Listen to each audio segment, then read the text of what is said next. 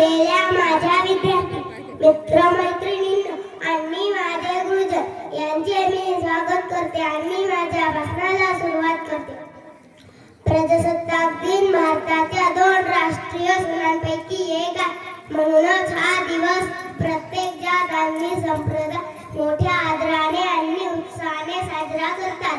भारताला स्वातंत्र्य मिळाल्यानंतर 26 जानेवारी 1950 रोजी भारतीय संविधान लागू करण्यात आले. आपल्या देशावर इंग्रजांनी 150 वर्ष राज्य केले.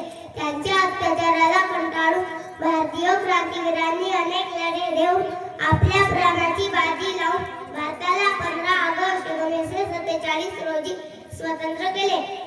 तरीही 26 जानेवारी 1950 रोजी आपण सार्वभौम झालो.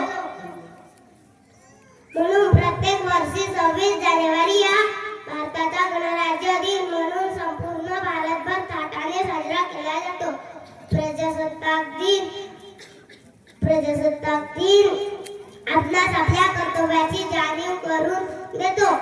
आपल्या देशातील अमर हुतात्म्यांचे स्मरण करून आपण विचार केले पाहिजे की आपण काय गमावले आणि काय मिळवले.